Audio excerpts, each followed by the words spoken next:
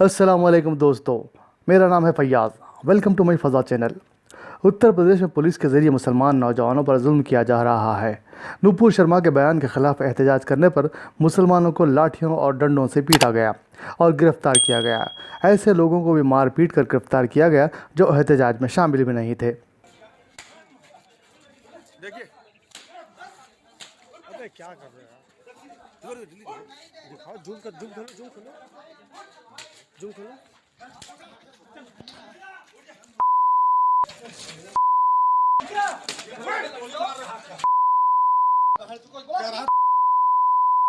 यही पर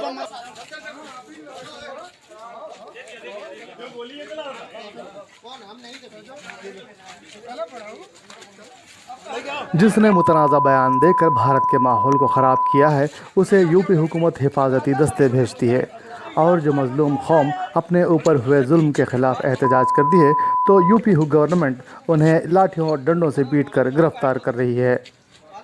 दोस्तों, रांची में मुदस्सिर नामी लड़का सड़क पर खड़े होकर इस्लाम जिंदाबाद के नारे लगा रहा था। उसे गोली मारकर शहीद कर दिया गया। 16 साल का नौजवान लड़का इस्लाम की सरबुलंदी के नारे लगाते हुए शहीद हो गया। अपने नौजवान बेटों को खोकर मुदस्सिर की माँ गमगीन ज़रूर है, लेकिन उनके हौसले बुलंद है। सलाम है उस माँ को जिसने इस्लाम की राह में अपना बेटा खोकर भी सब्र पर कायम है। शेर माँ पैदा की, शेर माँ, शेर बच्चा पैदा की, शेर बच्चा को। अरे शेर माँ, इस्लाम जिंदाबाद था, इस्लाम जिंदाबाद है और इस्लाम जिंदाबाद हमेशा रहेगा, उसको कोई नहीं रोक। बच्चे का गलती क्या था? पुलिस को इजाजत है, अगर अपने हक के लिए आवाज उठाए तो गोली मार दो। इस्लाम जिंदाबाद, इस्लाम जिंदाबाद, इस्लाम जिंदाबाद बोल देने पे पुलिस को हक है गोली मार दे। हक है, हक है गोली मार दे। किसने उसे हक दिया? सरकार कहाँ सोई है? अभी कहाँ सरकार सोई है? सरकार क्यों सोई है? अभी क्यों नहीं आवाज उठा रही है सरकार? इस्लाम जिंदाबाद था, इस्लाम जिंदाबाद है और इस्लाम जिंदाबाद कल भी रहेगा। इसे सरकार या दुनिया की कोई ताकत नहीं रोक सकते। जावेद मोहम्मद, जो वेलफेयर इंडिया के सदर हैं, उनके घर को बुलडोज़र के ज़रिए मिसमार कर दिया गया। ये इल्ज़ाम लगाकर कि मुसलमानों के एहतजाज के दौरान जावेद मोहम्मद ने लोगों को भड़काया और वो माहौल ख़राब करने का मास्टरमाइंड है।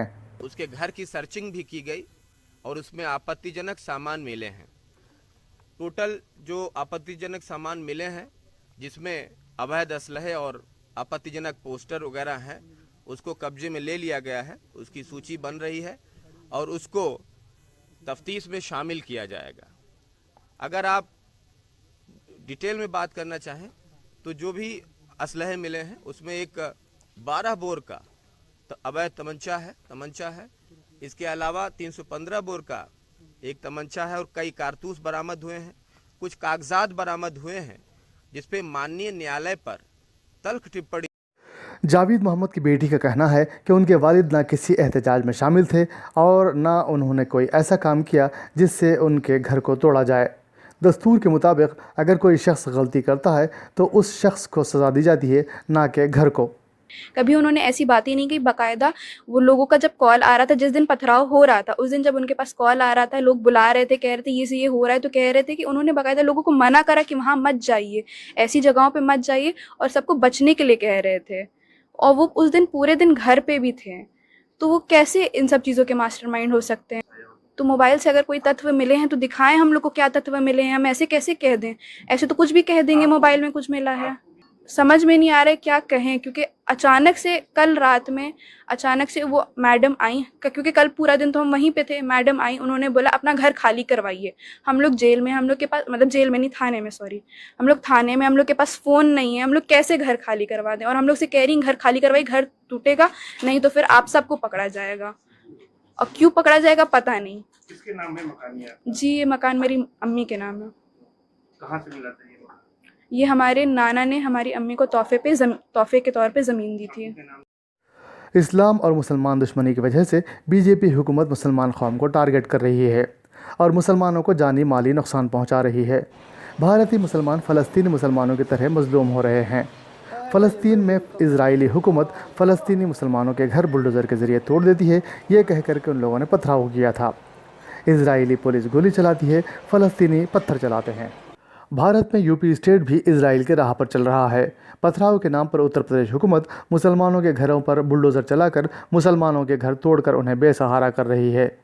अब दुनिया को आगे आना चाहिए और भारत में मुसलमान पर होने वाले जुल्म को रोकना चाहिए।